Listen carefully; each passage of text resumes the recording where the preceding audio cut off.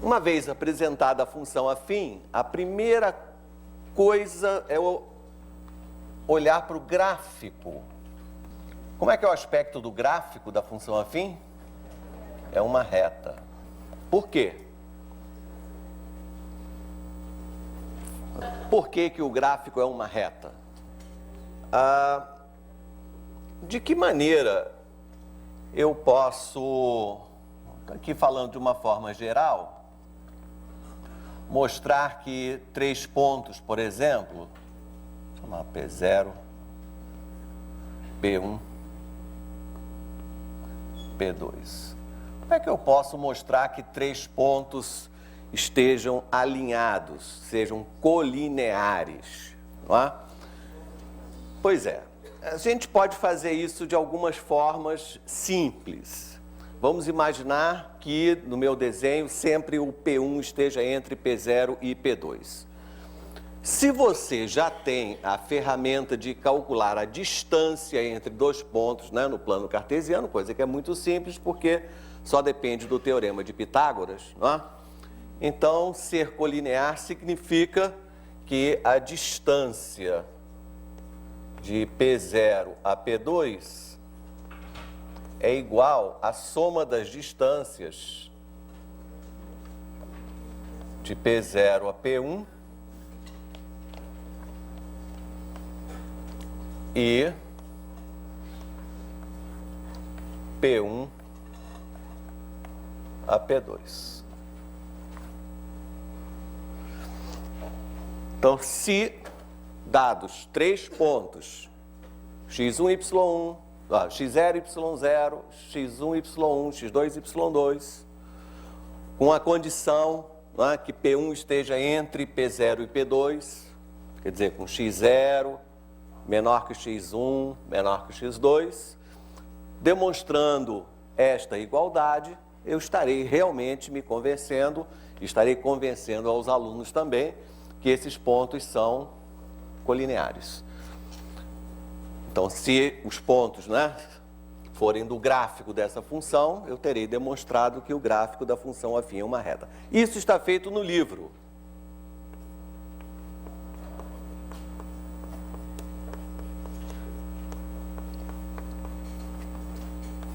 E eu recomendo, né, que vocês leiam, não precisa ser agora, o que está no livro.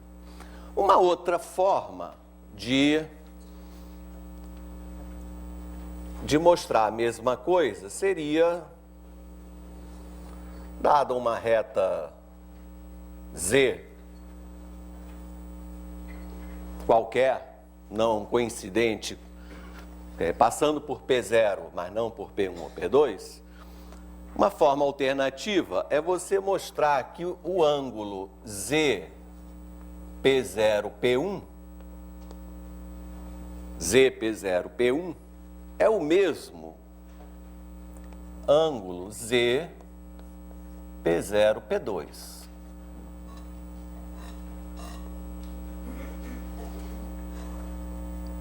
Não é? Então, se o ângulo ZP0, P1 for o mesmo ângulo ZP0, P2, também está resolvido o meu problema. P0, P1 e P2 são colineares. Então, como está feito no livro da primeira forma, vamos ver o que nós conseguimos fazer com essa ideia.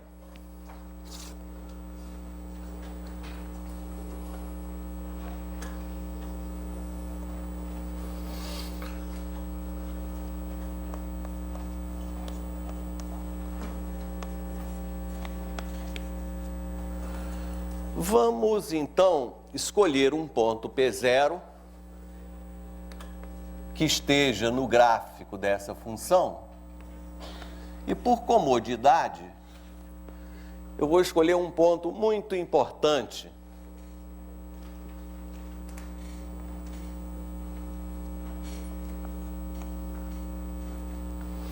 Então, esse ponto P0 de abscissa 0 e ordenada B está no gráfico da nossa função.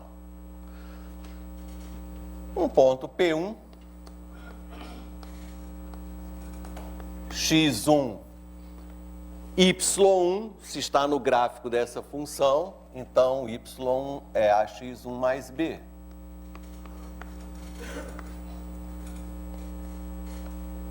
E um ponto P2, x2 a x2 mais b. P1 por aqui, P2. Eu forcei um pouco, né?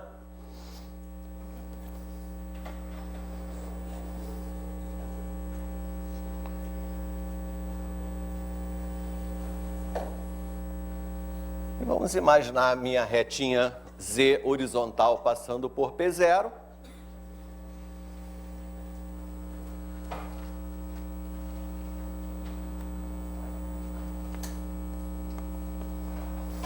Chamei Q1 a projeção de P1 sobre Z.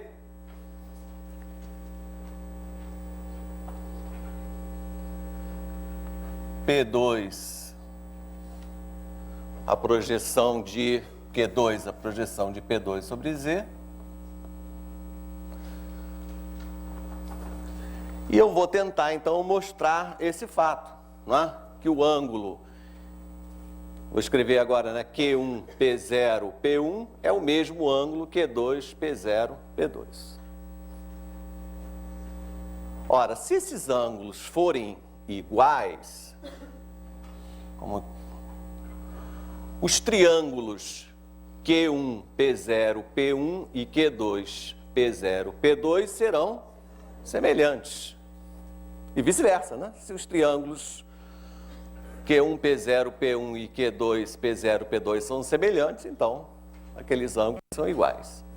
Se são semelhantes, eu devo encontrar valores iguais para essas razões. P1, Q1 dividido por P0, Q1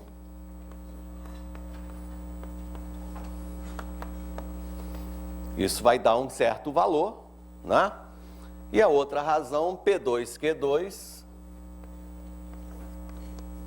dividido por P0, Q2. Vamos calcular isso.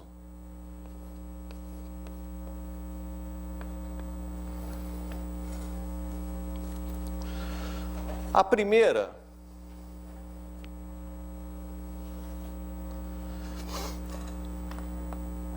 essa distância P1, Q1, o que é, né?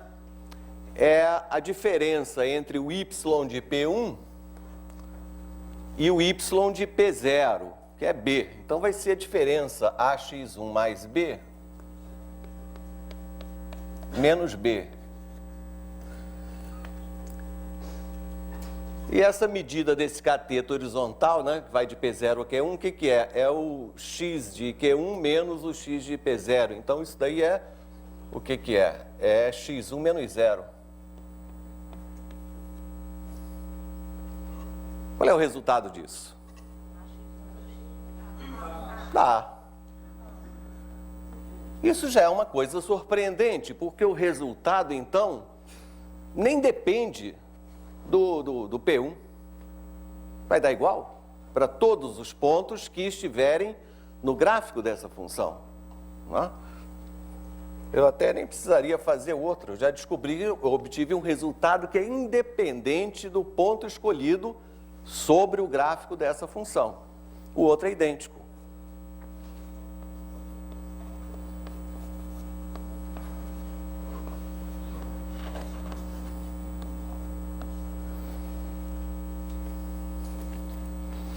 Então, isso significa que o meu desenho está ligeiramente errado. Não é? Então, quer dizer que esses triângulos são semelhantes. Não, mas eu fiz assim de propósito mesmo. Quer dizer que os triângulos são semelhantes. Quer dizer que eles têm os mesmos ângulos. Quer dizer que o ângulo Q1, P0, P1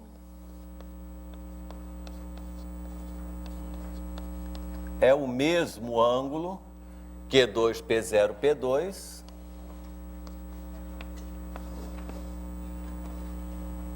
Q2, P0, P2. E os pontos, então, são realmente colineares. Tá? Bem, então, de qualquer forma, seja pela distância, como está no livro, ou por um argumento desse tipo, eu estou mais ou menos, estou convencido que o gráfico da função afim é uma reta. Agora,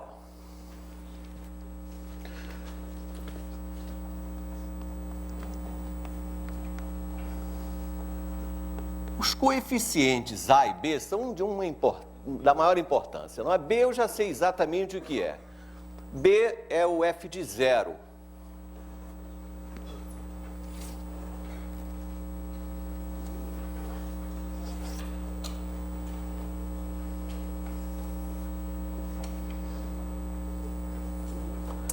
B é o f de 0.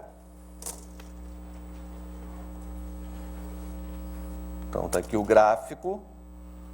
B está aqui, ó. Agora, vamos tentar descobrir o que significa esse A. Né? A primeira pergunta que eu faço é que nome que você dá para esse A? Coeficiente angular. Angular sugere o quê? Muito bem, muito bem. Isso quer dizer que, por exemplo, se esse coeficiente for 1, vocês vão identificar esse ângulo como... Que valor? Se o coeficiente A for 1? 45 graus. Muito bom. Tudo isso está ótimo quando você está no âmbito da geometria analítica. Na geometria analítica não tem exatamente isso? Não se chama equação da reta também? Chama até equação reduzida, não é assim? Pois é. Qual é a diferença de estudar isso aqui ou estudar na área da geometria analítica? Te digo, na geometria analítica... há uma coisa que é obrigatório que aqui não é. É a questão da graduação dos eixos. Na geometria analítica, o 1, né, ou seja, o segmento que representa a unidade, é obrigatoriamente o mesmo nos dois eixos. Se não for assim, aí a sua geometria fica uma geometria diferente. Fica muito coerente, mas é diferente. Por exemplo, se você não graduar os eixos da mesma forma, um triângulo equilátero, portanto, com os 3 lados iguais, não terá os 3 ângulos iguais. Uma circunferência não será redondinha, será meio puxadinha. Né? Então, o que faz nós termos essa noção de ângulo é o fato que na geometria analítica a graduação dos eixos é a mesma. Então, se você faz um quadradinho, né, um retângulo com lados iguais, a diagonal forma realmente 45 graus e esta reta, então, vocês dizem, né, que tem coeficiente angular 1. Porém, quando nós estudamos funções, nós estamos usando aqui uma ferramenta que vai ser utilizada não propriamente na geometria, mas sim em problemas práticos, em problemas contextualizados.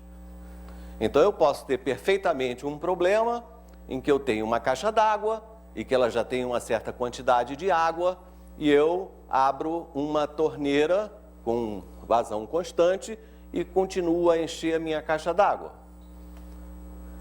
Então, eu tenho um gráfico que mostra no eixo X o tempo e no eixo Y, digamos, o volume de água que tem na caixa d'água.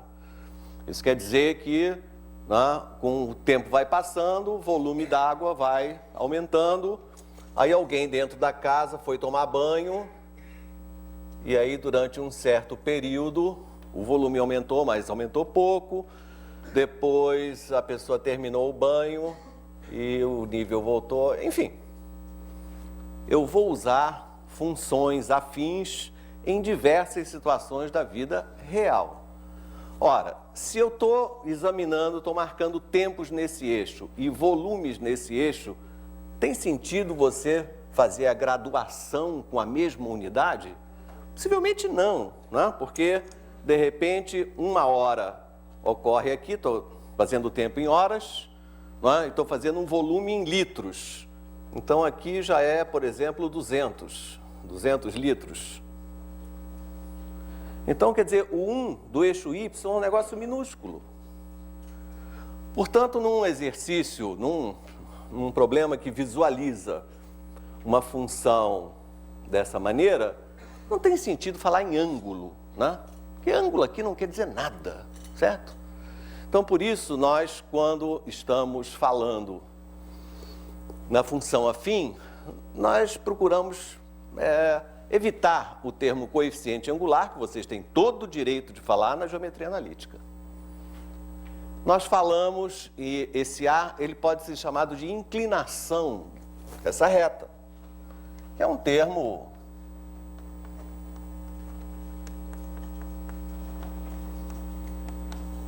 propositalmente um pouco vago, mas inclinação, né? Vai dar a ideia da inclinação da reta. Não vou falar aqui que é a tangente do ângulo, porque isso não tem sentido aqui, não é? Ou ainda, uma taxa de variação, taxa de crescimento, não é? Então, se eu tenho um exemplo de uma torneira enchendo uma caixa d'água, esse número A, né, chamado taxa de variação, ele vai me dizer, na unidade de tempo, quanto é que eu estou colocando de água na caixa, né? É a taxa de crescimento do volume, é a velocidade, em outras palavras, com que esse volume está aumentando. Então, o coeficiente angular, repetindo e encerrando, está diretamente ligado à obrigatoriedade, né, de ter a mesma unidade nos eixos, e quando isso é impossível, né, ou, enfim, o bom senso recomenda que se use uma escala conveniente, aí não se pode mais falar em ângulo. Muito bem. Taxa de variação, você pode usar também taxa de crescimento, não é? Aí tem o professor que diz, mas se for, pode falar taxa de decrescimento, se for o caso, né, de eu ter a minha caixa d'água e ter uma torneira esvaziando, pode falar. Mas pode falar taxa sempre de crescimento, sabe que os economistas sempre falam taxa de crescimento. Aí você, mas se diminuir, o economista fala crescimento negativo. Essa é a terminologia do economista. É sempre crescimento. Mas é negativo, ok. Então tá bem. Agora eu quero saber o seguinte, onde é que você desenha, onde é que você visualiza A? O B você já enxergou onde ele está. B está aí. Cadê o A? Onde é que eu posso enxergar concretamente assim, este é A? Qualquer ponto da reta. Pode, mas eu não vou pegar qualquer não. Vou pegar esse 1 aqui, ó. Aí, a partir de B, uma retinha horizontal. Observa quanto é que é f de 1. F de 1 é A mais B, né? Ora, mas isso aqui não é o B? É, né? Então, você acaba de saber onde está o A. Isto é A.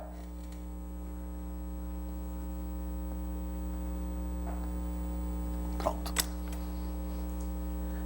Então, A, esse coeficiente, né? Ele vai indicar exatamente o quanto subiu quando você andou uma unidade no X. Aqui na minha torneira enchendo o tanque, não é? Então, a taxa de crescimento é a quantidade de água por unidade de tempo.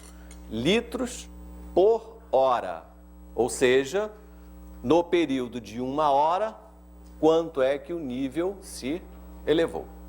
Verdade? Muito bem. Então, quanto maior A né, positivo que você está vendo aqui, maior é a inclinação da reta, quer dizer, ela mais rapidamente ela sobe, né, ela aumenta. Então, se o A for positivo, f é uma função crescente.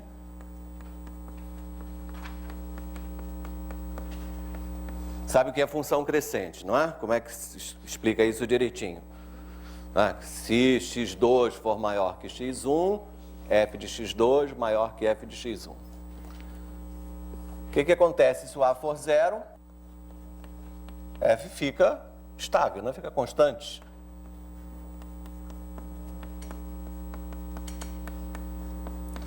E se o A for negativo,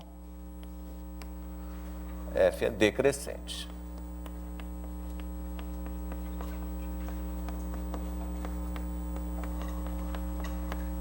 Então, tá aí, esse é o básico da função afim. O gráfico é uma reta, a função é definida por uma expressão do tipo ax mais b, e exatamente o que significam os coeficientes a e b. Em problemas práticos, esse b é comumente chamado de valor inicial, b. É o f de zero, né? Quer dizer, eu comecei dali, quando eu liguei o meu relógio, estou começando a partir daí. E o a, se eu olhar para o gráfico, é a inclinação da reta, ou, em problemas contextualizados, é a taxa de variação, ou taxa de crescimento, etc. Vamos olhar para esse desenho, né, que representa uma função de taxa positiva, função definida daquela maneira, né, f de r em r. Essa função é injetiva? Vamos lembrar o que é função injetiva e responde, é injetiva? Sim. A função injetiva, recordando, o que é isso? Quando valores diferentes de x possuem imagens diferentes, é claro, né? Só olhar toda função monótona injetiva, né? Quer dizer, sempre crescente ou sempre decrescente. É sobrejetiva? Qualquer que seja um real que eu escolha aqui, sempre você vai encontrar um x que tem essa imagem? Lógico, né? Equivale a você pegar um ponto do eixo y, traçar uma reta horizontal até o gráfico e descer perpendicularmente, você acha o x que tem aquela imagem. Muito bem, então tá certo. Agora vamos fazer o seguinte, vamos falar um pouquinho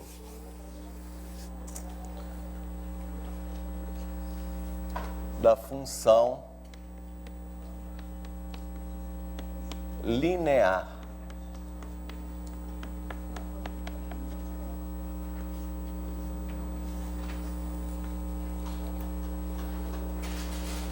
Função linear é o caso da função afim, em que o b é zero.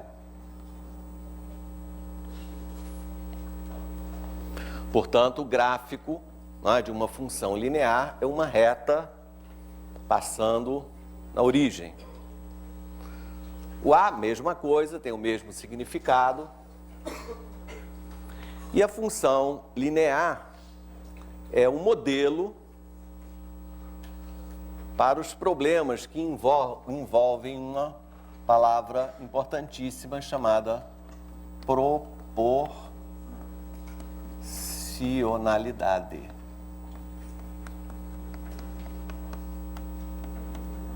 A questão da proporcionalidade aparece nesses livros que nós usamos, vocês usam, e com diversas abordagens e definições, umas mais claras, outras totalmente obscuras. Então eu queria, em um minuto, um exercício mental para que vocês então me dissessem, ou dissessem para o seu colega do lado, como é que você explica o que são grandezas proporcionais, duas grandezas proporcionais. Antes que você pense, aqui quando eu falar em grandeza, vamos pensar em coisas positivas, tá? Tempo, massa, volume, temperatura, qualquer coisas dessas, né? Positiva, para facilitar a ideia, né?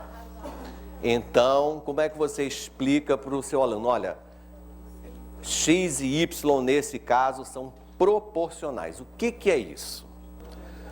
Vamos dar um exemplo. O preço do feijão é proporcional à quantidade de feijão, ao peso o preço é proporcional ao peso? Por que é proporcional? Por que você acha que é proporcional? Porque quanto mais feijão, maior o preço, é isso? Muito bem. A razão é constante. A razão entre o quê? Melhorou. A razão entre a quantidade e o preço é constante. Diga. Mas aí você teria que comparar com alguma outra coisa, né? Falar que eles são proporcionais. Não, são duas. É o preço do feijão e a quantidade do feijão. Preço e quantidade. Então, mas aí, por exemplo, se o preço se eu comparo o preço com a quantidade, eu tenho que comparar com uma outra coisa para falar que eles são proporcionais. Não mesmo. A proporcionalidade é exatamente entre duas coisas, inicialmente. Depois nós vamos fazer uma grandeza ser proporcional a várias outras. Por enquanto eu tenho duas. Significa que se eu dobrar a quantidade de feijão, eu vou dobrar o preço. Estamos convergindo. Aqui no Rio de Janeiro falaram assim, antes que eu diga, eu quero instigar vocês com um exemplo. E imagine o seguinte, quando você anda de táxi, quanto mais você anda, mais você paga, evidente. Andou mais, pagou mais. O preço que você paga pelo táxi é proporcional à distância percorrida? Mas vocês me disseram que proporcional é quando uma grandeza aumenta, a outra também aumenta. E é verdade. Porém, mantendo a mesma razão. Ah, bom, isso vocês estão acrescentando agora, Porém, mantendo a mesma razão. Então, isso, vamos dar tá aqui, a coisa está um pouco agitada. Eu volto e a nossa discussão, que é muito importante, por isso não quero passar muito rápido, que é uma coisa muito arraigada no professor, nos livros, que a questão da proporcionalidade significa que quando uma grandeza aumenta, a outra também aumenta. Isso é que são proporcionais. E nós que já estamos chegando à conclusão que não é bem assim, e vamos ver nos outros estados como é que cada professor realmente ensina isso para os seus alunos. Quer dizer, no táxi, apesar que quando a distância aumenta, o preço aumenta, você diz que não é proporcional ou é proporcional? Falando do feijão, um quilo de feijão a R$3, quer dizer que o de 5 quilos vai custar 15, da mesma marca, igualzinho, ele pode custar 12. Não. Ele não aumentou proporcionalmente, eu só falando. Bom, aí já é uma outra questão. Vamos pensar naquele feijão que vem naquele saco em que você faz o peso, né? Aí você bota na balança, o cara diz assim, 1,5 kg, tanto. Aí o outro botou assim, 2,2 kg, tanto. Tá nesse sentido, tá? Sem as promoções e preço de embalagem, nada. A questão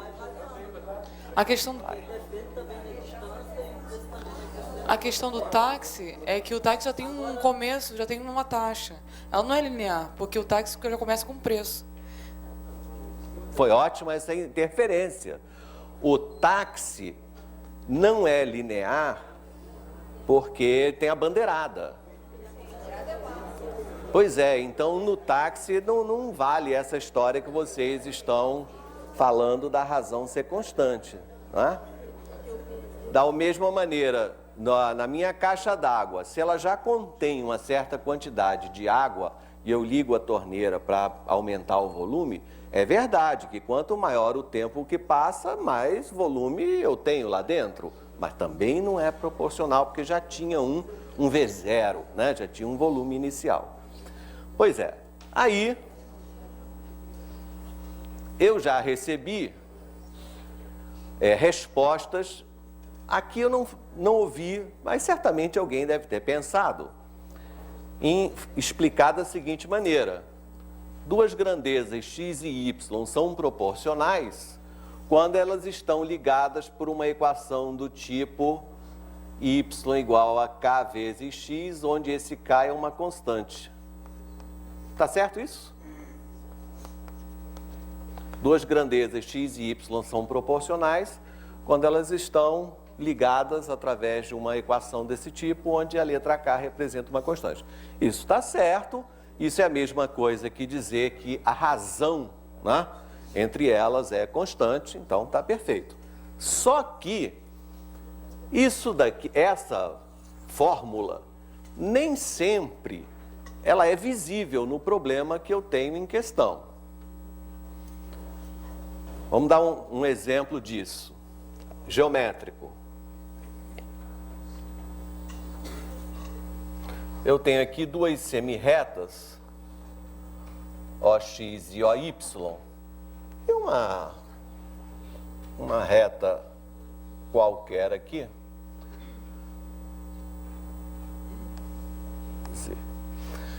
Então eu vou fazer o seguinte desenho. Eu vou traçar retas paralelas à reta Z. Então, aqui a reta R é paralela à reta Z. Essa reta corta OX no ponto A e corta OY no ponto B.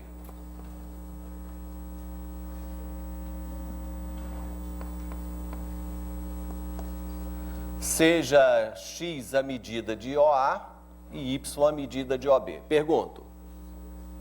Nesse desenho, x e y são proporcionais? A reta R pode se movimentar, ok? Mantendo-se paralela a essa. Então, movendo a reta R, x e y têm tamanhos diversos.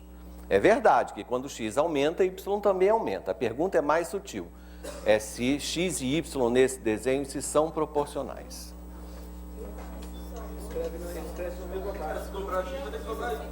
Ah, grande. Então, acho que estamos chegando. O pessoal aí dos estados também está chegando a um critério de quando é que você detecta quando duas grandezas são proporcionais, independente de fórmula, né? Porque, nesse caso, a fórmula que relaciona x e y não está visível. É uma fórmula obscura. Daqui a pouco vocês vão descobrir qual é, mas, por enquanto, não sabemos. Muito bem. Então, vem a solução de tudo, que é quando duas grandezas x e y são proporcionais. Para detectar isso, é um critério muito simples, que é o seguinte: você tem as duas grandezas x e y que se referem a algum problema que você tem aí na sua frente. Você pensa se duas grandezas são proporcionais se acontecer o seguinte: se você dobrar a primeira, você constata que a segunda dobrou também. Verifique se quando você triplicar a primeira, se a segunda também triplicou. Se isso acontecer, né, se cada vez que você multiplica uma das grandezas por um número natural, verifica se a outra também está multiplicada pelo mesmo número natural. Se isso acontecer, as grandezas são proporcionais. Então, basta isso. Não é questão de se uma cresce e outra cresce, não.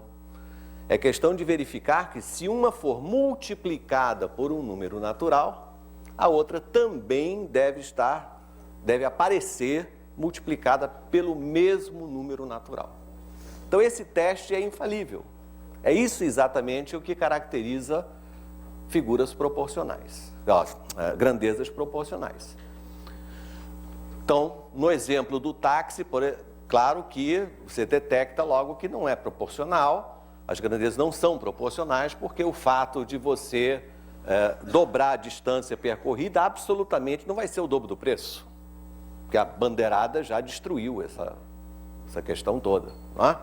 Na questão da caixa d'água com a torneira enchendo, exatamente a mesma coisa. O feijão, sim. Não é? Eu comprei uma certa quantidade, não importa qual, de feijão, paguei um certo preço. Se eu dobrar a quantidade, eu vou pagar o dobro. Se eu triplicar a quantidade, vou pagar o triplo. E nesse desenho aí, x e y são proporcionais? De acordo com esse critério que eu acabei de falar? Sim. Porque se eu dobrar x, o que acontece com y? Vai dobrar y também. É facílimo de demonstrar isso por uma congruência, né, de triângulos. Se eu triplicar x, triplica y. Bem, por que basta a gente fazer essa verificação para os números naturais? Pois é porque existe um teorema que garante que se eu multiplicar uma das grandezas por qualquer número real, a outra também fica multiplicada pelo mesmo número real. Então, isso é fácil de você ver para números naturais, mas não é fácil de ver para números reais. Isso faz parte de um teorema chamado teorema fundamental da proporcionalidade. Esse é um teorema difícil no contexto da matemática elementar. Eu acho que é o nó, é onde todas as dificuldades que nós possamos ter convergem exatamente nesse ponto. Uma coisa, quais são as dificuldades que eu digo que a gente encontra na matemática elementar? A primeira delas ocorre no que os livros chamam de teorema de Tales. E quando você tem retas paralelas,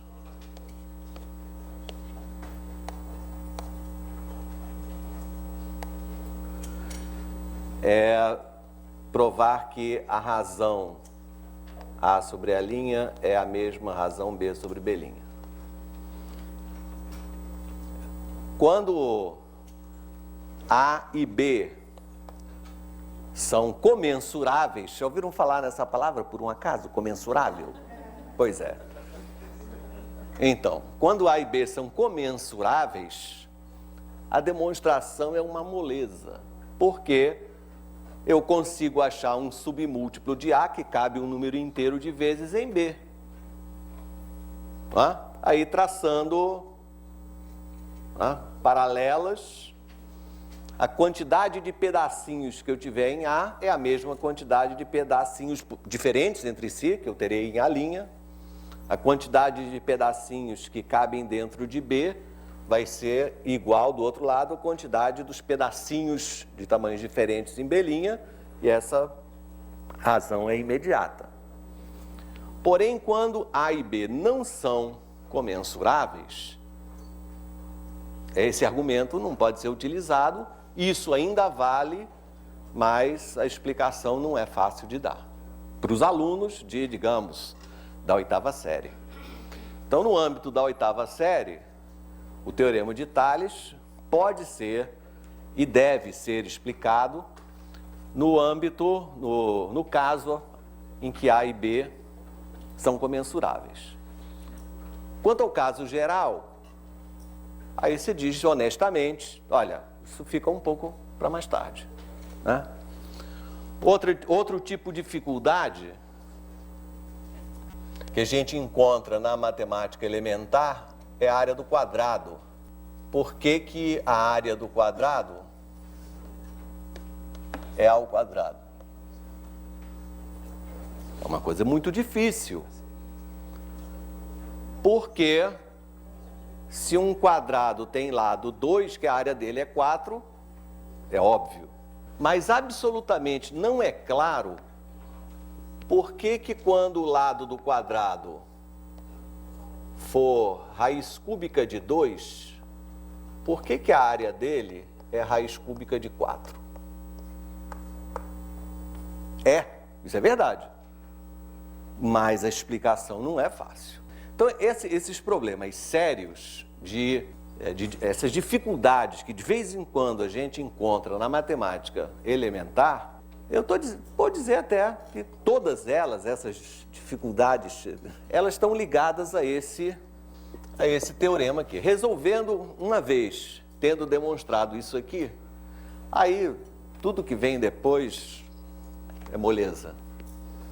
Bom, teorema fundamental da proporcionalidade, então, ele está demonstrado no livro, evidentemente. Vamos citar como é que ele fala, né? Ele diz assim, F, como eu disse, vamos falar só de grandezas positivas, tá? Então, vamos imaginar que isso aqui, que F é crescente. E, então, vamos supor que nós verificamos aquilo que eu falei antes, né? Que multiplicando uma das grandezas por um número natural, eu constatei que a outra ficou multiplicada pelo mesmo número natural. Entendem isso, não é? Então, quando eu multiplico n por um número natural, então f de x, né, que é o y, apareceu multiplicada pelo mesmo número natural.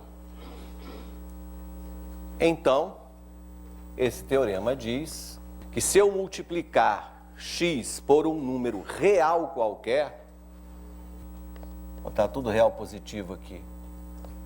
Então, esse é o teorema fundamental da proporcionalidade, que, então, me dá um descanso, porque basta testar para números naturais que esse teorema garante que o resultado vale para qualquer real. Tá? Demonstração, não vou fazer aqui, mas está no livro. A partir desse fato, vamos chamar de K, ou uma letra qualquer, F de 1. Então, eu vou trocar essas letras, né? C e X são números reais positivos quaisquer. Então, no lugar de C, eu vou escrever K. E no lugar de X, eu vou escrever 1. Então, do lado direito, no lugar de C, eu escrevi K. E aqui eu tenho F de 1. Não. No lugar de C, eu vou escrever X. E no lugar daquele X, eu vou escrever 1. Ok, ficou melhor assim. Aqui está, né? Isso aqui é o que eu chamei K. E agora eu tenho que F de X é KX. Ou seja, uma função linear. Quero dizer também que o que eu chamei de proporcionalidade, entendam proporcionalidade direta, tá? Então, toda vez que eu falar proporcional, e vocês também, proporcional quer dizer proporção direta. Porque tem a inversa também, que é a mesma coisa, só que quando multiplica, divide. Pois é, então, onde é que nós ficamos? Ficamos no seguinte, que eu já sei dizer exatamente, já sei detectar quando duas grandezas são proporcionais, que basta fazer o teste, né, de números naturais, e que isso vale, né, para qualquer real, e que o modelo matemático, né, para você modelar as situações de proporcionalidade é a função linear. Uma outra coisa que eu preciso falar logo, antes que eu me esqueça, é o seguinte, provar o seguinte teorema. Se uma grandeza é proporcional a duas outras, proporcional, lembra, é diretamente proporcional, então é proporcional ao produto delas.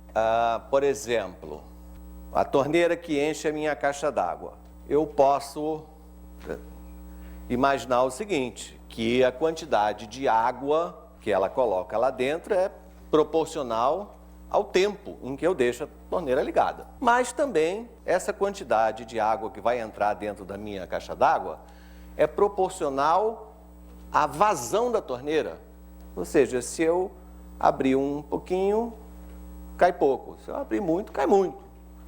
Então, a quantidade de água que vai ter lá no final da minha caixa d'água, ela está dependendo, no fundo, de duas outras coisas. Do tempo em que eu vou deixar a torneira ligada e da quantidade de água que a torneira vai botar lá por minuto, digamos, né?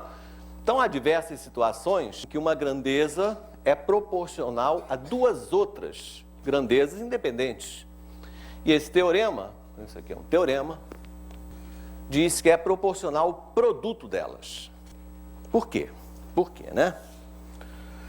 Bom, nós vamos resolver esse problema, não vamos fazer a demonstração, mas praticamente vamos fazer dentro de um exemplo. Essa aula não está muito típica da que eu gosto, porque está muito teórica, né? Tem pouco exemplo. Por exemplo, como exemplo, eu quero saber por que para calcular a área de um retângulo eu multiplico a base pela altura. Aí você vai, mas é claro, porque se a base de um retângulo mede 4 e a altura mede 3, aí eu divido em quadradinhos, acho 12, que é o produto 4 vezes 3. Essa explicação a gente pode dar até a criança que tem assim uns 8 anos. Porque como você faz uma comparação com a unidade, essa comparação ela varia bem na proporção, tanto para a base quanto para a altura desse retângulo. Entenda que você está usando a própria palavra desconhecida na explicação que você está dando. É exatamente isso que nós estamos propondo a demonstrar. Então, quando x e y são números inteiros, moleza. Se x e y são números racionais, beleza. Por que é fácil quando x e y são números racionais? Porque, por exemplo, x eu posso... Se são números racionais, eu sempre posso escrevê-los com o mesmo denominador, não é verdade? Dois números racionais, eles podem ser escritos como em forma de fração, com numerador e denominador inteiros. E se eu tenho duas frações, evidentemente, eu sempre posso escrevê-las com o mesmo denominador. Tiro o MMC e acabou essa história. Não é? Então, é só dividir a unidade em pedacinhos de 1 sobre n. Né? Esses pedacinhos cabem m vezes em x, n vezes em y. Está claro, está dividido. Mas a abordagem é o seguinte, se esse x aqui for raiz cúbica de 4 e o y for logaritmo de 2, por que multiplica ainda assim, se não for possível a divisão, né? Se x e y forem incomensuráveis? A explicação é devido a este fato aqui. Isso vale para todo C e para todo... Está escrito lá no cantinho? Vou botar aqui de novo. Então, façamos assim. Então, vamos representar dessa maneira a área do retângulo de base x e altura y, tá?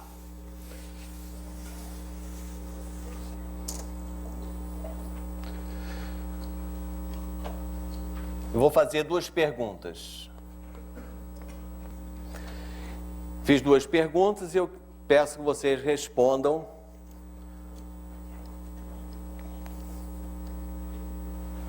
Então, eu tenho ali uma função de duas variáveis, né? Em outras palavras, eu tenho uma grandeza chamada área, grandeza positiva, que depende de duas outras.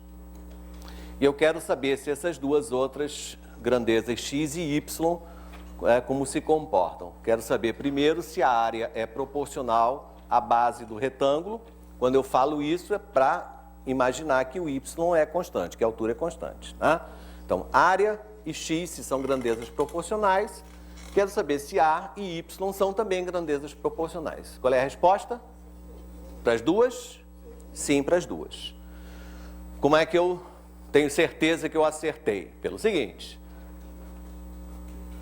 para verificar se a área de um retângulo é proporcional a x, você simplesmente dobra a base e verifica se a área dobrou. Sim. Triplica a base e verifica se a área triplicou. Sim. Basta isso? Basta. Porque o teorema, nosso famoso teorema, garante uma coisa que você não consegue enxergar. É que se você multiplicar a base por raiz de 7, a área vai ficar multiplicada por raiz de 7. Isso você não consegue ver, mas é o teorema que por trás está te garantindo isso. A mesma coisa ocorre em relação a y. Então, mantendo agora x constante, se eu dobrar a altura, a área dobra? Sim. Se eu triplicar a altura, a área triplica? Sim. Basta verificar para números naturais, porque o TFP aqui significa Teorema Fundamental da Proporcionalidade, hein? TFP garante que se você multiplicar y por qualquer número real positivo, a área ficará igualmente multiplicado pelo mesmo número. Ok, uma vez tendo respondido isso, agora o resto é manipulação. Manipulação é conta. No lugar de x, vou escrever x vezes 1. Mas, numa expressão desse, quando eu tenho um produto, não é? Essa fórmula garante que eu possa tirar um deles e escrever aqui do lado de fora. Então, isso daqui pode ser escrito como sendo x vezes a de 1y. Mas se é proporcional a y, escrevendo na forma y vezes 1, não é? Se é proporcional a y, então, se eu tenho um produto aqui, né, qualquer uma das letras, digamos assim, eu posso retirar e escrever. Agora, vamos interpretar. O que significa essa expressão que está aqui no final? É a área de um retângulo de base 1 e altura 1. O que é isso? É a unidade de área, é a área do quadrado unitário, não é? É aquilo que nós definimos como unidade de área. A área do quadrado de lado 1. Esta é a área que vale 1. Por definição. Então,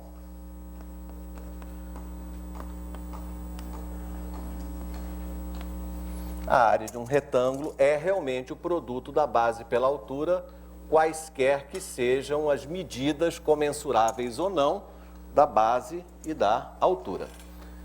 É claro que, né, esse fato que está mostrando esse teorema também, que se uma grandeza é proporcional a outras, é proporcional ao produto delas.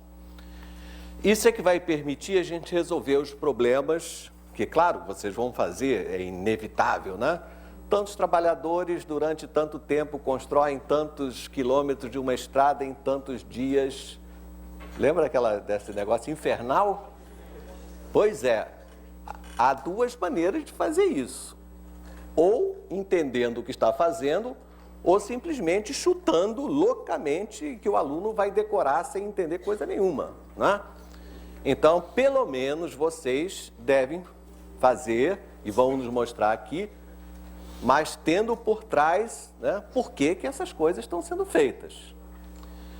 Quero dizer duas coisas. Primeiro, é que nesses problemas de tantos trabalhadores constroem tantas casas em tantos dias, é que nós tomamos umas liberdades que não são escritas, mas que a gente deve considerar.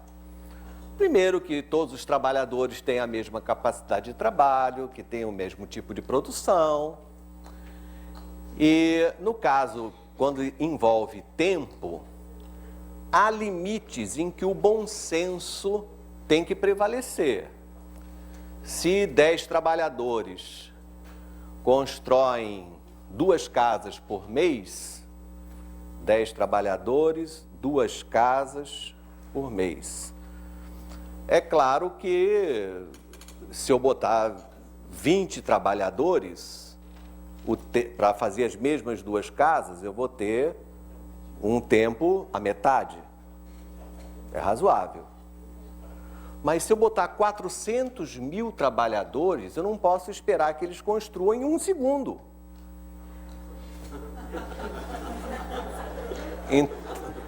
Então, essa questão de você multiplica e tal, tudo isso tem que ter um certo bom senso, senão fica ridículo. Não é? Então, você pega a população da China, bota ela para construir uma casa, e aí 1/10 de segundo está feita a casa. Não pode.